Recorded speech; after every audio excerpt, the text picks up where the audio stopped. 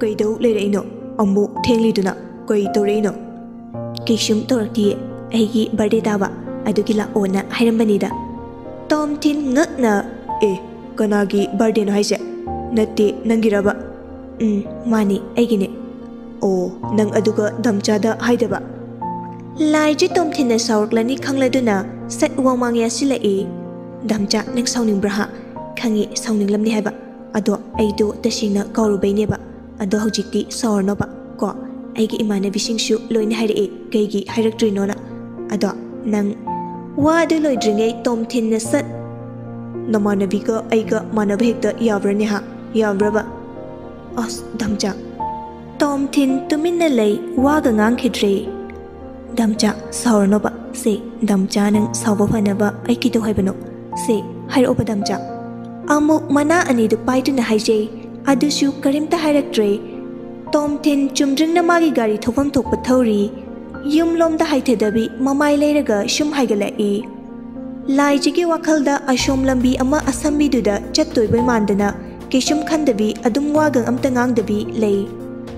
Tom Tin gari du speed khara khajik gyangna thorai asamba lambi gi chatpham disu hento hore Lai ja masada kadom daino khangdana pakhatpa poglai kaka kaida chelinu damja Tom Tin pakhum di pirakte mamituna khak tamak genglai Lai jena se khomodamja ekhwinina chalisibu kaidanoba ha kaidanoba yari tumina leyo mafamdu yoraga khangni Tom Tin mamittu faina yenglakpadagi waga makha ta khitre Lai jedu tumina suktoklaga leikre ngehaki matung Lai ja magi machinda kabok pu pahori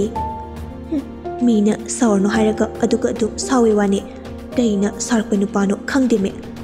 Druvasa haisini Druvasa na aina mi mamangda korakladi fajaroise mi mangda mu mi gi matok tamba kari wari dagi matok tamaga korakparno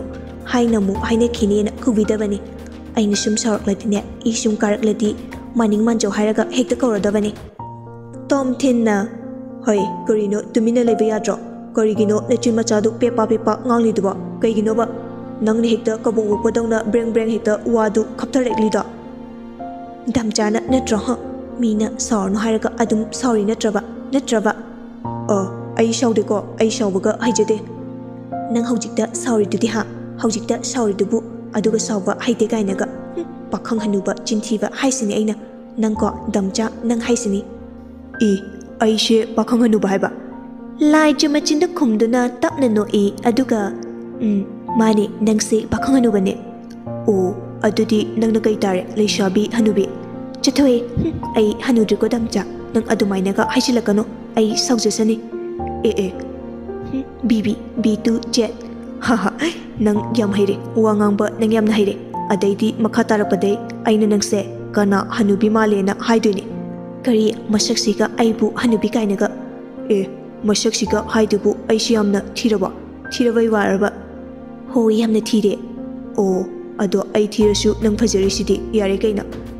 Yari yam hojignu ko pakhang hanuba number 1 ai mashi ashumna sum anidu gari thodana lakpana Tom Tin na khara chatlaga leiba teddy bear ngakta yonba achauba dukan amagi mamangda khami gari du Lai je Tom Tin da yenglaga kaka kaigino shida laklisiba kai leidino Tom Tin kaishu haidabi sat kumtharaktuna Lai je ki thongdu hangdokpi aduga kumtharo ai tale damcha gi leitawdo adum leiraga lao ai sida adum ngairamageba aina haije kumo haiba aduna tie aina hai Tom Tin na yarakta ngangduna aina huji khudangdu pairaga chinglaga puwana fabra nasana sat thorakpana fabra ha khalo ama damcha na khalo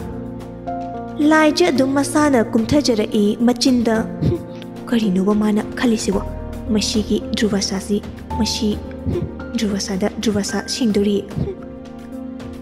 Amu ngangdana lernu lao manung changlasi hoi he nangni kaino ne ngashi ko asham tawna anidu manungda changminara manung duda changlakpadadi Laija masadu mathung marang hore haibadi manung duda teddy bear makhal gi fajaba masak nungshi nungsiba ngakta ngairambaduda ꯑꯇꯩ ꯃꯈꯜ ꯀꯌꯥꯒꯤ ꯃꯁꯛ ꯅꯨꯡꯁꯤꯕ ꯗꯣꯜꯁꯨ ꯌꯥꯎꯔꯤ ꯂꯥꯏꯖꯅ ꯗꯝꯆꯥ ꯀꯩꯗꯧꯗꯣꯏꯅꯣ ꯁꯤꯗ ꯀꯩꯁꯨꯝ ꯇꯧꯔꯤꯗ ꯃꯐꯝꯁꯤꯗ ꯅꯨꯡꯁꯤꯕ ꯇꯦꯗꯤ ꯕꯤꯌꯔ ꯀꯩ ꯑꯇꯩ ꯃꯌꯥꯝꯁꯤ ꯌꯦꯡꯍꯟꯒꯦ ꯇꯧꯕꯅꯤ ꯅꯪꯒꯤ ꯕꯔꯊꯗꯦꯅꯤ ꯍꯥꯏꯕꯗꯨꯗ ꯑꯣ ꯑꯃꯨꯛꯁꯨ ꯃꯆꯤꯟꯗ ꯑꯩꯅꯗꯤ ꯂꯩꯕꯤꯗꯧꯒ ꯃꯥꯜꯂꯤ ꯑꯗꯨꯒ ꯌꯦꯡꯕ ꯂꯥꯛꯂꯤꯅꯤ ꯀꯩ ꯀꯥꯟꯅꯗꯣꯏꯅꯣꯕ ꯌꯦꯡꯂꯒ ꯂꯩꯕꯤꯕꯁꯨ ꯅꯠꯇꯕꯗ ꯃꯤ ꯑꯇꯩꯒꯤ ꯅꯨꯡꯁꯤꯅꯕꯗꯤ ꯑꯃꯨꯛꯇꯣꯏꯕ ꯐꯣꯟꯕꯨ ꯄꯤꯕꯋꯣ ꯀꯩꯀꯩꯌꯣ ꯃꯌꯥꯝ ꯂꯩꯈ꯭ꯔꯦ ꯑꯗꯨꯒ ꯃꯁꯤꯒꯤ ꯙ꯭ꯔꯨꯚꯥꯁꯥꯁꯤꯗꯤ ꯀꯩꯝꯇꯒ ꯍꯦꯛ ꯑꯁ ꯁꯨꯝ ꯁꯥꯎꯅꯤꯡꯂꯛꯑꯦꯗ ꯑꯩꯅ ꯌꯥꯝ ꯄꯥꯝꯖꯔꯨꯕꯩꯁꯨ ꯅꯠꯇꯕ ꯀꯩ ꯇꯧꯔꯒꯦ ꯑꯃꯨꯛ ꯀꯩꯁꯨꯝ ꯇꯧꯗꯦ ꯑꯣ ꯍꯥꯏꯔꯒ ꯈꯔ ꯆꯠꯂꯒ ꯃꯤꯡꯁꯦꯜꯅ ꯈꯥꯖꯤꯟꯗꯨꯅ ꯊꯝꯕ ꯇꯦꯗꯤ ꯕꯤꯌꯔ ꯃꯆꯥ ꯑꯅꯤꯗꯨꯗ ꯃꯨꯟꯅ ꯌꯦꯡꯗꯨꯅ ꯂꯩ ꯑꯃꯨꯛꯁꯨ ꯂꯧꯊꯣꯛꯇꯨꯅ ꯄꯥꯏꯔꯤ ꯇꯧꯔꯤꯕꯁꯤꯡꯗꯨ ꯇꯣꯝꯊꯤꯟ ꯂꯣꯠꯅ ꯌꯦꯡꯂꯤꯕꯅꯤ ꯁꯤ ꯄꯥꯝꯅ ꯆꯠꯂꯣ ꯃꯥꯏꯁꯤꯕ ꯂꯥꯏꯖ ꯑꯃꯨꯛ ꯑꯣꯟꯁꯤꯜꯂꯛꯇꯨꯅ ꯇꯣꯝꯊꯤꯟꯕꯨ ꯌꯦꯡꯂꯛꯏ ꯇꯣꯝꯊꯤꯟ ꯂꯥꯏꯖꯅ ꯌꯦꯡꯂꯛꯄꯗꯨꯗ ꯁꯠ ꯃꯔꯨꯝꯗ ꯃꯁꯥꯗꯨ ꯇꯥꯁꯤꯜꯂꯒ ꯂꯣꯠꯂꯤ ꯀꯩꯅꯣ ꯆꯠꯈ꯭ꯔꯖꯥꯠꯂꯣ ꯑꯌꯥ ꯀꯌꯥꯗꯅꯣ ꯌꯦꯡꯉꯨꯅꯤ ꯃꯁꯤꯒꯤ ꯀꯥꯡꯁꯥ ꯙ꯭ꯔꯨꯚꯥꯁꯥꯁꯦ ꯈꯪꯅꯤ ꯃꯁꯤ ꯑꯁꯤ ꯍꯥꯏꯗꯨꯅ ꯂꯥꯏꯖ ꯊꯣꯛꯈ꯭ꯔꯦ ꯇꯣꯝꯊꯤꯟ ꯊꯣꯔꯛꯇꯨꯅ ꯑꯁꯤꯒꯤꯁꯤ ꯀꯌꯥꯅꯣ ꯅꯨꯄꯥ ꯑꯃꯅ ꯇꯥꯃꯣ 150 ꯈꯛꯇꯅꯤ ꯑꯣ ꯑꯗꯣ ꯑꯃ ꯑꯥꯗꯒꯤ ꯈꯔ ꯆꯥꯎꯕ ꯇꯦꯗꯤ ꯕꯤꯌꯔꯁꯤꯅ ꯀꯌꯥꯅꯣ ꯑꯁꯤꯅ 1500ꯅꯦ ꯑꯁꯤꯅ ꯈꯔ ꯇꯥꯡꯉꯦ ꯇꯥꯃꯣ ꯑꯅꯤꯁꯤ ꯄꯤꯕꯤꯔꯛꯑꯣ ꯍꯣꯏ ꯐꯅꯤ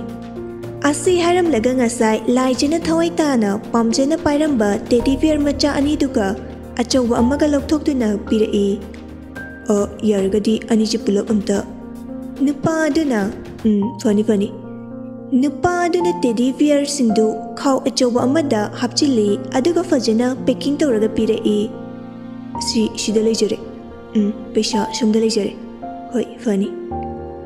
ꯑꯁꯨꯝꯅ ꯇꯣꯝꯊꯤꯟꯁꯨ ꯇꯦꯗꯤ ꯕꯤꯌꯔ ꯑꯅꯤꯗꯨ ꯄꯥꯏꯔꯒ ꯊꯣꯛꯂꯛꯏ ꯂꯥꯏꯖꯅ ꯀꯥꯏꯗ ꯆꯠꯂꯤꯅꯣꯕ ꯃꯥꯏꯗꯨꯕꯨ ꯅꯠꯇꯦ ꯅꯨꯄꯤ ꯑꯇꯣꯞꯄꯒ ꯑꯃꯨꯛ ꯎꯅꯕ ꯆꯠꯂꯤꯖꯥꯠꯂꯕ ꯑꯁ ꯑꯩꯅꯦ ꯁꯨꯝ ꯁꯧꯒꯠꯂꯛꯇꯣꯏꯅꯦ ꯉꯁꯤ ꯈꯪꯅꯤ ꯂꯥꯛꯈꯤꯖꯅꯣꯕ ꯅꯥꯀꯟꯗꯒꯤ ꯇꯣꯝꯊꯤꯟꯅ ꯂꯥꯛꯑꯦ ꯑꯩ ꯂꯥꯛꯑꯦ ꯀꯩꯗꯧꯗꯣꯏꯅꯣꯕ ꯇꯧꯔꯣ ꯁꯦ ꯃꯁꯛꯁꯤꯒ ꯑꯁꯤ ꯍꯥꯏꯔꯝꯂꯒ ꯒꯥꯔꯤ ꯃꯅꯨꯡꯗ ꯀꯥꯈꯠꯈ꯭ꯔꯦ ꯇꯣꯝꯊꯤꯟꯁꯨ ꯀꯥꯔꯛꯏ ꯌꯨꯝꯗ ꯑꯗꯨꯝ ꯍꯜꯂꯁꯤꯀꯣ ꯀꯩꯅꯣ ꯌꯨꯝꯗ ꯑꯗꯨꯝ ꯍꯟꯗ꯭ꯔꯗꯤ ꯑꯃꯨꯛ ꯀꯥꯏꯗ ꯆꯠꯈꯤꯗꯧꯔꯤꯒꯦ ꯅꯪꯒꯤ ꯅꯨꯄꯤ ꯑꯇꯣꯞꯄ ꯑꯃꯨꯛ ꯊꯤꯔꯨꯈꯤꯁꯤ ꯍꯥꯏꯔꯤꯔꯕ ꯑꯁ ꯅꯪꯁꯤꯗꯤꯕꯀꯣ ꯑꯩꯗꯤ ꯄꯦꯜꯂꯕꯅꯤ ꯄꯦꯟꯈꯤꯅꯨ ꯑꯝꯇ ꯀꯩꯅꯣ ꯂꯩꯔꯛꯏꯗꯨꯅ ꯅꯣꯏ ꯅꯨꯄꯤ ꯑꯇꯣꯞꯄꯗ ꯄꯤꯅꯕ꯭ꯔꯕ ꯅꯠꯇꯦ ꯑꯗꯨꯗꯤ ꯀꯅꯥꯒꯤꯅꯣ ꯀꯅꯥꯝꯒꯤ ꯅꯠꯇꯦꯃꯦ ꯑꯣ ꯑꯗꯨꯗꯤ ꯑꯩꯒꯤꯔꯕ ꯆꯠꯊꯣꯏ ꯑꯩꯗꯤ ꯀꯩꯒꯤ ꯅꯪꯒꯤ ꯂꯩꯗꯣꯏꯕ ꯃꯤ ꯑꯉꯥꯡꯒꯤ ꯄꯤꯅꯕ ꯑꯣ ꯑꯁꯤ ꯍꯥꯏꯔꯒ ꯂꯥꯏꯖ ꯇꯨꯃꯤꯟꯅ ꯋꯥ ꯂꯥꯡꯒ ꯑꯃꯠꯇ ꯉꯥꯡꯗꯕꯤ ꯂꯩꯈ꯭ꯔꯦ ꯇꯣꯝꯊꯤꯟꯁꯨ ꯃꯈꯥ ꯇꯥꯔꯨꯗ꯭ꯔꯦ ꯑꯗꯨꯝ ꯃꯥꯒꯤ ꯒꯥꯔꯤ ꯊꯧꯗꯧꯕꯗꯨ ꯊꯧꯕ ꯍꯧꯈ꯭ꯔꯦ ꯍꯥꯟꯅꯗꯤ ꯂꯥꯏꯖ ꯒꯥꯔꯤ ꯃꯅꯨꯡꯗ ꯄꯦꯄꯥ ꯋꯥ ꯌꯥꯝꯅ ꯉꯥꯡꯕꯅꯤ ꯑꯗꯨꯕꯨ ꯉꯁꯤꯗꯤ ꯑꯁꯥꯕ ꯃꯨꯔꯇꯤ ꯑꯃꯒꯨꯝ ꯆꯨꯝꯗꯤꯡ ꯐꯝꯗꯨꯅ ꯃꯃꯤꯠꯇꯨ ꯑꯌꯦꯡꯕ ꯑꯃꯗ ꯌꯦꯡꯂꯒ ꯑꯗꯨꯃꯛ ꯂꯩꯈ꯭ꯔꯦ ꯇꯣꯝꯊꯤꯟꯗꯒ ꯍꯟꯅ ꯑꯣꯟꯁꯤꯟꯕꯤꯔꯛꯄ ꯖꯥꯠ ꯅꯠꯇꯦ ꯀꯔꯤ ꯃꯔꯝꯒꯤꯅꯣ ꯍꯥꯏꯕ ꯈꯪꯗꯦ ꯂꯥꯏꯖ ꯇꯣꯝꯊꯤꯟꯕꯨ ꯈꯤꯇꯪꯗꯤ ꯋꯥꯔꯧꯈ꯭ꯔꯦ ꯑꯁꯨꯝꯅ ꯑꯁꯨꯝ ꯊꯧꯔꯛꯄꯅ ꯂꯥꯏꯖ ꯈꯣꯏꯒꯤ ꯒꯦꯠꯇꯨꯗ ꯒꯥꯔꯤꯗꯨ ꯈꯥꯝꯃꯤ ꯂꯥꯏꯖ ꯁꯠ ꯀꯨꯝꯊꯔꯛꯇꯨꯅ ꯀꯔꯤꯝꯇ ꯍꯥꯏꯗꯕꯤ ꯄ꯭ꯔꯞ ꯆꯪꯈꯤꯒꯦ ꯍꯥꯏꯅ ꯇꯧꯏ ꯇꯣꯝꯊꯤꯟꯅ ꯑꯣꯏ ꯀꯩꯅꯣ ꯁꯣꯅꯣ ꯉꯥꯏꯈꯣ ꯀꯩꯅꯣ ꯑꯃꯨꯛ ꯇꯣꯝꯊꯤꯟ ꯑꯃꯨꯛ ꯍꯟꯖꯤꯜꯂꯛꯂꯒ ꯉꯁꯥꯏꯒꯤ ꯇꯦꯗꯤ ꯕꯤꯌꯔ ꯍꯥꯞꯄ ꯈꯧꯖꯥꯎꯗꯨ ꯄꯤ ꯁꯦ ꯑꯗꯨ ꯅꯪꯒꯤ ꯂꯥꯏꯖ ꯃꯆꯤꯟꯗ ꯍꯦꯛꯇ ꯀꯕꯣꯛ ꯄꯣꯛꯄꯗꯧꯅ ꯍꯦꯛꯇ ꯄꯣꯛꯊꯔꯛꯏ ꯇꯣꯝꯊꯤꯟꯅ ꯍꯥꯏꯔꯤꯕ ꯋꯥꯗꯨ ꯂꯣꯏꯕ ꯅꯪꯕ ꯖꯥꯠ ꯅꯠꯇꯦ ꯀꯩꯅꯣ ꯑꯗꯨ ꯑꯩ ꯄꯥꯝꯖꯗꯦ ꯄꯤꯕꯤꯔꯛꯀꯅꯣ ꯑꯗꯨ ꯀꯔꯤ ꯅꯣꯏꯒꯤ ꯑꯉꯥꯡꯁꯤꯡꯒꯤꯅꯤ ꯍꯥꯏꯗꯥꯏꯅꯦ ꯑꯩꯉꯣꯟꯗꯒ ꯄꯤꯕꯤꯔꯛꯀꯅꯨ ꯅꯪꯗꯤ ꯍꯅꯨꯕꯅꯤꯅ ꯑꯉꯥꯡꯒꯥꯏꯅ ꯍꯥꯏꯗꯣ ꯃꯆꯥꯒ ꯑꯣꯏꯔꯝꯕ꯭ꯔꯥ ꯈꯪꯄꯣꯟꯗꯦ ꯃꯍꯥ ꯙ꯭ꯔꯨꯚꯥꯁꯥꯁꯤ ꯄꯥꯝꯗꯦ ꯑꯩ ꯄꯥꯝꯖꯗꯦ ꯃꯤꯅ ꯏꯁꯥꯅ ꯑꯄꯥꯝꯕ ꯂꯩꯖꯒꯦꯅ ꯇꯧꯔꯒ ꯑꯗꯨꯒ ꯅꯪꯅ ꯅꯨꯄꯤ ꯑꯇꯣꯞꯄ ꯑꯃ ꯑꯃꯨꯛ ꯎꯅꯕ ꯆꯠꯂꯤ ꯅꯠꯇ꯭ꯔꯕ ꯇꯣꯝꯊꯤꯟꯗꯨ ꯋꯥ ꯂꯥꯎꯅ ꯅꯣꯛꯊꯣꯔꯛꯏ ꯂꯥꯏꯖꯒꯤ ꯃꯆꯤꯟ ꯃꯆꯥꯗꯨꯅ ꯊꯥꯖꯗꯅ ꯑꯁꯨꯝꯅꯒ ꯍꯥꯏꯔꯛꯄꯁꯤꯗ ꯌꯥꯔꯤꯁꯦ ꯇꯣꯛꯑꯣꯕ ꯗꯝꯆꯥꯅ ꯂꯣꯏꯅ ꯂꯥꯟꯕ ꯉꯥꯛꯇꯅꯦꯕ ꯁꯦ ꯁꯣꯔꯤ ꯗꯝꯆꯥ ꯂꯥꯟꯖꯔꯦꯕ ꯀꯔꯤꯅꯣ ꯀꯅꯥꯒꯤ ꯗꯝꯆꯥꯅꯣ ꯅꯪꯗꯤ ꯗꯝꯆꯥꯒ ꯀꯧꯗꯧ ꯅꯠꯇꯦ ꯙ꯭ꯔꯨꯚꯥꯁꯥ ꯀꯧꯗꯧꯅꯦ ꯙ꯭ꯔꯨꯚꯥꯁꯥ ꯈꯪꯂꯕ Amuk khonjaldu tablapna mana shuri haraga hekta yaradawagi taptaga aina thangjoko haijindani ngasi. Hoi hoi kauningba kaurose Dhruva Sara adu Sara karino ama hekta kauroba ado she pusingroba ai pamde amtaga. O nang pamdre. Hoi pamdre. Nang lokshillaroi. Hoi ai lokshillaroi pamdre di pamdre. O foi foi adudi langkhrage ko I langningaga langjokaina. Asi hairaga thawaga amta sadakai leitho I laijidu. Tom Tindi somda karibu khalurabano khangde pairamba plastic ki polythene bag adu uru uru laishilaga langkhige tawi. Hek langkhige na makuttu thangalakpaga kaino asengbega. Asi hairaga laijana ta fajili Tom Tingi makuttu aduga teddy bear hapa plastic polythene du lokshili. Karino ngawrba damjana ha ngawrba ba tu adumaine tawbududane aina ko Dhruvasa haina kaurese phanadum chanari damchada aina Dhruvasa haina kaurise. Yare taningdre piro ai chalage haima ekha Dhruvasa si amuk shawar male as yam taningdre piro ko shat keino pidiva nangna paido o teddy bear shira.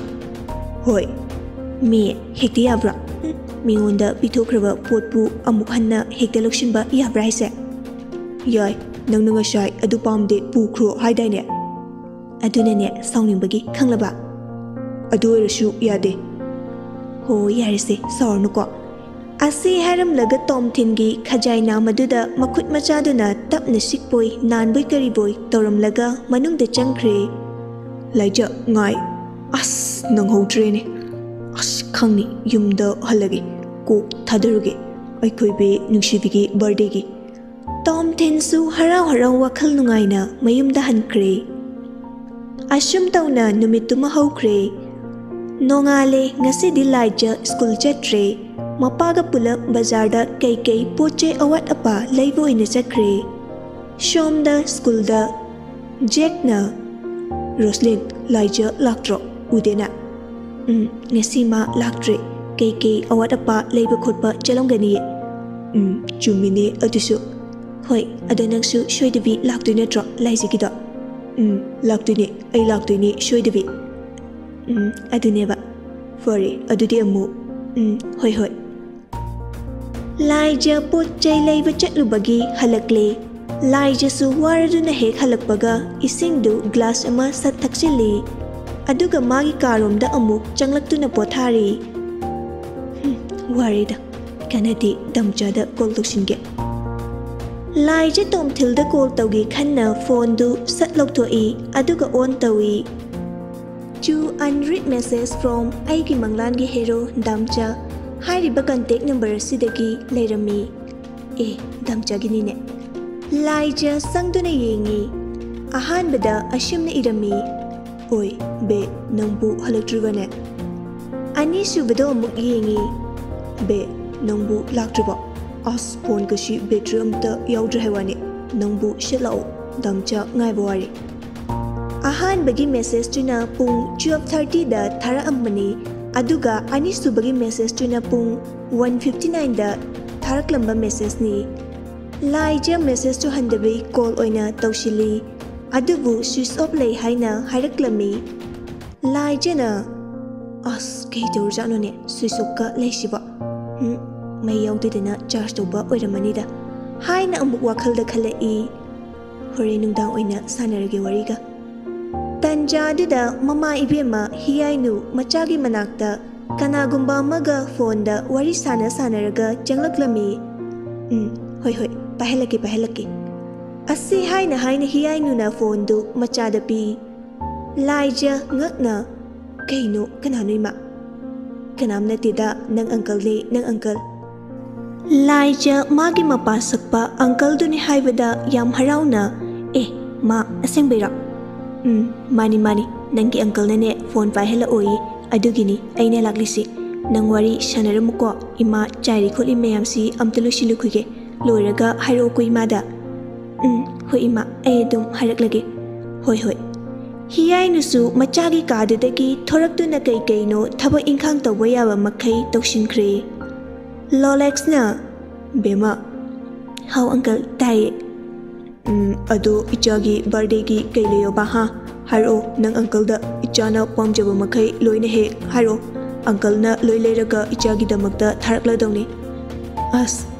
ꯑꯪꯀꯜ ꯌꯥꯔꯅꯤꯗ ꯂꯩꯗ꯭ꯔꯁꯨ ꯁꯤꯗ ꯃꯃꯥꯈꯣꯏꯅ ꯃꯌꯥꯝ ꯀꯩꯀꯩꯅꯣ ꯂꯩꯕꯤꯔꯦ ꯌꯥꯔꯅꯤ ꯑꯗꯨꯏ ꯁꯔꯨꯛ ꯄꯩꯁꯥꯗꯣ ꯊꯝꯖꯤꯜꯂꯣ ꯑꯗꯨꯒ ꯑꯪꯀꯜꯅ ꯄꯩꯁꯥ ꯂꯩꯇ꯭ꯔꯀꯥꯟꯗ ꯑꯪꯀꯜꯒꯤ ꯁꯤꯖꯤꯟꯅꯅꯕ꯫ ꯋꯥ ꯏꯆꯥꯇꯣꯝꯕꯤ ꯅꯪꯒꯤ ꯀꯣꯛꯁꯤꯐꯥꯎꯗꯤ ꯌꯥꯏ ꯅꯪ ꯌꯥꯏꯀꯣ ꯅꯪ ꯌꯥꯏ ꯅꯪ ꯑꯪꯀꯜꯅ ꯅꯪ ꯌꯥꯏ ꯏꯆꯥꯗꯤ ꯃꯅꯤꯄꯨꯔꯗ ꯂꯩꯈꯤꯕꯗꯒꯤ ꯌꯥꯝ ꯁꯤꯡꯀꯠꯂꯝꯕꯖꯥꯠꯅꯤꯅꯦ꯫ ꯑꯩꯈꯣꯏ ꯑꯪꯀꯜꯁꯤꯗꯤꯕ ꯑꯗꯣ ꯐꯔꯦꯅꯦ ꯃꯃꯥꯈꯣꯏ ꯄꯄꯥꯈꯣꯏꯅ ꯂꯩꯕꯗꯨꯅ ꯑꯃ ꯑꯩꯅ ꯂꯩꯗꯣꯏꯁꯤꯅ ꯑꯃ ꯑꯗꯣ ꯑꯝꯇꯗꯤ ꯍꯥꯏꯌꯨꯗꯅ ꯏꯆꯥꯕꯣ꯫ ꯑꯁ ꯌꯥꯔꯅꯤꯌꯦ ꯑꯪꯀꯜ ꯌꯥꯗꯦ ꯐꯠꯇꯦꯕ ꯇꯧꯍꯩꯗꯦꯕ ꯑꯗꯨꯒꯤꯅꯦ꯫ ꯑꯣ ꯑꯗꯨꯗꯤ ꯍꯥꯏꯌꯨ ꯍꯥꯏꯌꯨ ꯏꯆꯥꯇꯣꯝꯕꯤꯅ ꯄꯥꯝꯖꯕꯗꯣ꯫ ꯂꯥꯏꯖ ꯉꯥꯏꯍꯥꯛꯇꯤ ꯇꯨꯃꯤꯟꯅ ꯂꯩ ꯑꯗꯨꯒ ꯁꯦꯠ ꯑꯗꯨꯔꯣ ꯑꯪꯀꯜ ꯑꯩꯒꯤꯅꯦ ꯔꯦꯗꯇ ꯍ꯭ꯋꯥꯏꯠꯅ ꯃꯤꯛꯁ ꯇꯧꯁꯤꯟꯕ ꯍꯤꯜꯁ ꯑꯃꯒꯅꯦ ꯑꯗꯨꯒ ꯇ꯭ꯔꯤꯁꯥꯠ ꯍ꯭ꯋꯥꯏꯠ ꯑꯃꯒ ꯂꯩꯕꯤꯌꯣ꯫ ꯍꯣꯏ ꯍꯣꯏ ꯂꯩꯗꯣꯔꯤꯕꯅꯤꯅꯦ ꯏꯆꯥꯒꯤ ꯂꯩꯗꯅ ꯀꯅꯥꯒꯤ ꯂꯩꯗꯣꯏꯅꯣꯕ꯫ ꯑꯗꯣ ꯉꯁꯤ ꯂꯩꯔꯒ ꯍꯌꯦꯡ ꯊꯥꯔꯛꯂꯒꯦꯀꯣ ꯌꯧꯔꯛꯄꯗꯤ ꯈꯔ ꯇꯞꯂꯅꯤ ꯕꯥꯔꯗꯦ ꯅꯣꯡꯉꯥꯜꯂꯀꯥꯟꯒꯨꯝꯕꯗ ꯑꯣꯏꯅ ꯌꯧꯔꯛꯂꯅꯤ꯫ ꯑꯪꯀꯜ ꯑꯗꯣ ꯑꯪꯀꯜꯅ ꯀꯔꯝ ꯀꯥꯟꯗ ꯊꯣꯛꯂꯛꯇꯣꯏꯅꯣ ꯑꯩ ꯑꯪꯀꯜ ꯌꯥꯝꯅ ꯎꯅꯤꯡꯉꯦ ꯎꯗꯕꯁꯨ ꯀꯨꯏꯔꯦ꯫ ꯈꯪꯗ꯭ꯔꯦꯗ ꯕꯦꯝ ꯊꯣꯛꯂꯛꯇꯧꯕꯨ ꯃꯥꯟꯗ꯭ꯔꯦꯗ ꯅꯪ ꯑꯪꯀꯜꯗꯤ ꯑꯗꯣ ꯚꯤꯗꯤꯑꯣ ꯀꯣꯜ ꯑꯣꯏꯅ ꯇꯧꯔꯨꯔꯣ꯫ ꯌꯥꯔꯅꯤꯗ ꯑꯪꯀꯜ꯫ ꯐꯔꯦ ꯑꯗꯨꯗꯤ ꯅꯪꯁꯨ ꯋꯥꯔꯝꯂꯅꯤ ꯅꯪ ꯑꯪꯀꯜ ꯊꯝꯃꯒꯦꯀꯣ ꯉꯥꯎꯁꯤꯟꯅꯒꯅꯨꯀꯣ ꯕꯦꯝꯃ꯫ ꯉꯥꯎꯁꯤꯟꯅꯔꯣꯏ ꯑꯪꯀꯜ ꯑꯗꯣ ꯕꯕꯥꯏ꯫ ꯍꯣꯏ ꯍꯣꯏ꯫ ꯑꯁꯨꯝꯅ ꯃꯄꯥ ꯃꯆꯥ ꯋꯥꯔꯤ ꯁꯥꯟꯅꯕꯗꯨ ꯂꯣꯏꯁꯤꯜꯂꯤ꯫ ꯂꯥꯏꯖ ꯃꯈꯥꯗ ꯀꯨꯝꯊꯔꯛꯂꯒ ꯐꯣꯟꯗꯨ ꯃꯃꯥꯗ ꯄꯤꯔꯦ ꯑꯗꯨꯒ ꯑꯃꯨꯛ ꯃꯥꯒꯤ ꯀꯥꯗ ꯆꯪꯂꯛꯇꯨꯅ ꯋꯥꯔ ꯃꯥꯜꯂꯦ ꯐꯃꯨꯡ ꯀꯥꯗꯨꯅ ꯇꯨꯝꯈ꯭ꯔꯦ꯫ ꯁꯣꯝꯗ ꯖꯦꯛ ꯋꯥꯈꯜ ꯀꯌꯥ ꯑꯃ ꯈꯟꯗꯨꯅ ꯂꯩꯔꯤ꯫ ꯍꯌꯦꯡꯅꯤꯀꯣ ꯑꯩꯈꯣꯏ ꯅꯨꯡꯁꯤꯕꯤꯒꯤ ꯃꯄꯣꯛ ꯅꯨꯃꯤꯠ ꯑꯩꯕꯨ ꯆꯠꯁꯤꯔ ꯆꯠꯂꯣꯏꯁꯤꯔꯅꯦ꯫ ꯑꯩ ꯆꯠꯀꯅꯤꯗ ꯑꯩ ꯆꯠꯀꯅꯤ ꯀꯩꯒꯤ ꯑꯩꯗꯤ ꯆꯠꯂꯣꯏꯗꯣꯏꯕ ꯑꯩꯒꯤ ꯅꯨꯡꯁꯤꯕꯤꯒꯤ ꯃꯄꯣꯛ ꯅꯨꯃꯤꯠꯀꯤ ꯄꯥꯡꯊꯣꯛꯄ ꯊꯧꯔꯝꯕꯣ꯫ ꯑꯁꯤ ꯍꯥꯏꯔꯒ ꯑꯃꯨꯛ ꯅꯣꯛꯐꯦꯠ ꯇꯧꯏ꯫ ꯍꯥꯏꯒꯅꯤ ꯑꯩꯅ ꯃꯥꯒꯤ ꯃꯐꯝꯗ ꯑꯩꯅ ꯅꯪꯕꯨ ꯊꯃꯣꯏ ꯁꯦꯡꯅ ꯅꯨꯡꯁꯤꯌꯦ ꯂꯥꯏꯖ ꯑꯩ ꯅꯪꯒ ꯄꯨꯟꯁꯤ ꯆꯨꯞꯄ ꯂꯣꯏꯅꯗꯨꯅ ꯍꯤꯡꯃꯤꯟꯅꯕ ꯄꯥꯝꯃꯦ ꯍꯥꯏꯅ꯫ ꯑꯗꯨꯒ ꯃꯥꯒꯤ ꯄꯥꯎꯈꯨꯝꯅ ꯀꯔꯤ ꯈꯜꯂꯨꯕꯗ ꯏꯁꯥꯁꯤ ꯃꯊꯨꯝ ꯃꯔꯥꯡ ꯍꯧꯏ꯫ ꯍꯦ ꯏꯁꯣꯔ ꯀꯔꯝꯕ ꯃꯇꯝꯗ ꯀꯔꯝꯕ ꯃꯤꯀꯨꯞ ꯀꯔꯝꯕ ꯄꯨꯡꯆꯥꯗꯅꯣ ꯂꯥꯏꯖꯕꯨ ꯑꯩꯒꯤ ꯑꯣꯏꯅ ꯐꯪꯖꯒꯗꯕꯁꯤ꯫ ꯑꯩ ꯂꯥꯏꯖꯕꯨ ꯊꯃꯣꯏ ꯁꯦꯡꯅ ꯅꯨꯡꯁꯤꯌꯦ ꯃꯥꯕꯨ ꯑꯩꯗꯒꯤ ꯑꯣꯏꯕ ꯐꯪꯍꯟꯕꯤꯌꯨꯀꯣ꯫ ꯑꯁꯤ ꯍꯥꯏꯔꯒ ꯑꯃꯨꯛ ꯃꯄꯤ ꯏꯔꯥ ꯆꯦꯜꯂꯛꯄꯒꯨꯝ ꯇꯧꯏ ꯖꯦꯛꯇꯨ꯫ ꯇꯥꯟꯖꯥꯗꯨꯗ ꯖꯦꯝꯁꯁꯨ ꯆꯪꯂꯛꯂꯝꯃꯤ꯫ ꯃꯌꯥꯝꯕꯅ ꯇꯧꯔꯤꯕꯗꯨ ꯎꯕꯗ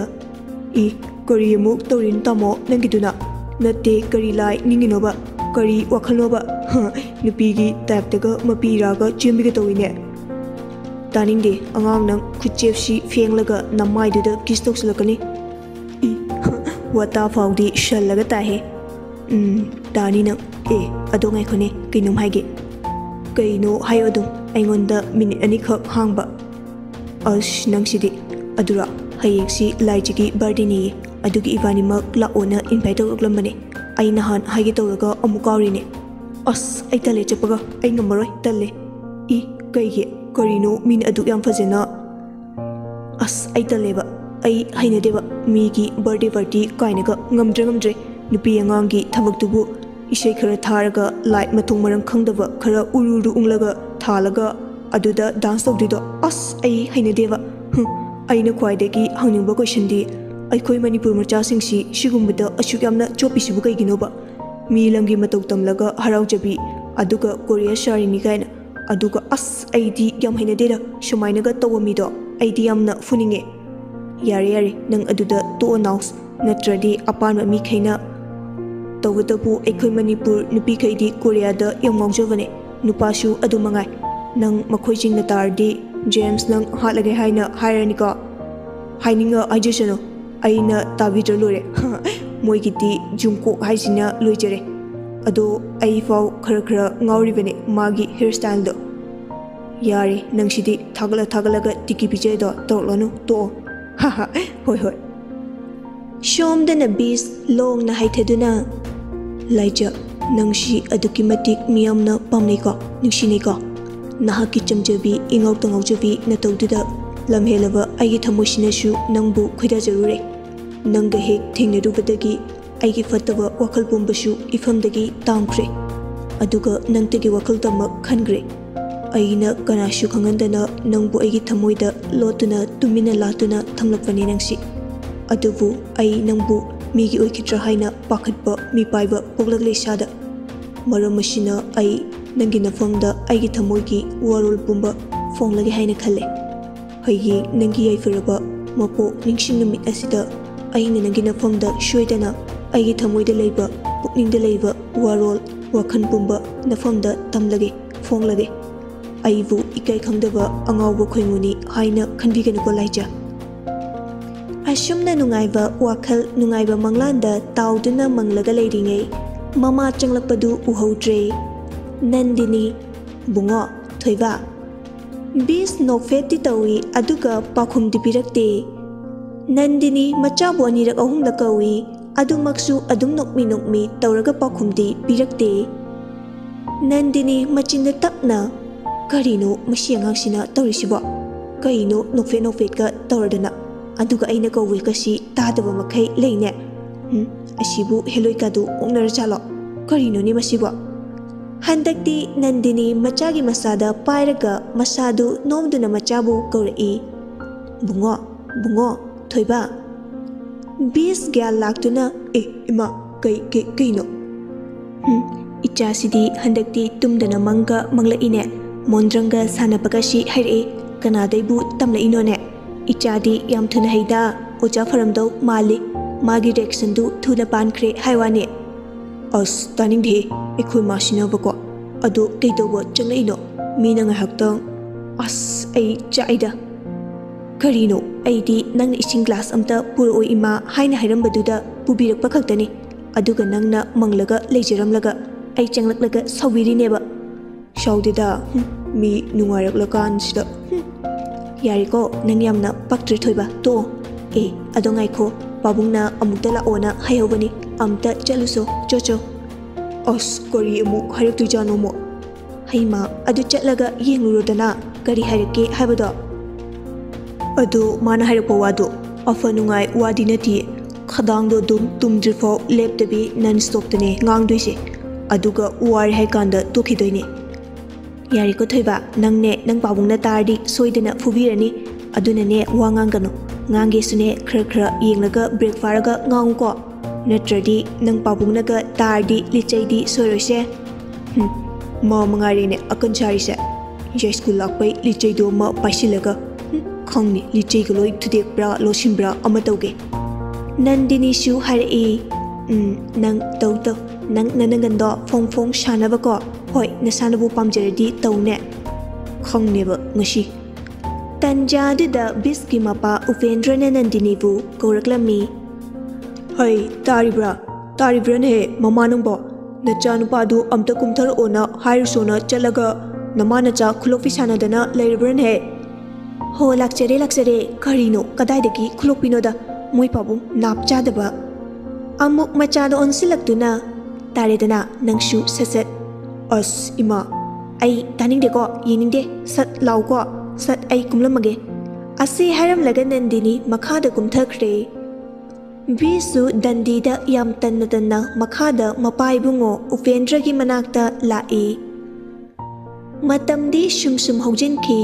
numidangi chak isinga toklaba matung tom thindu laijida call tawrai laije phone du yengi shumpa he pairu khangneba thik tawgeba call du anirak ahumlak shura fawba laija sumpa he paithatte tom thinna koidur janone madui nupiduna mo asi haraga call du lepalaitana hanjin tawsili adubu laija thawaga sabiba cha natte khangneba khra khangange kinum tawge khangni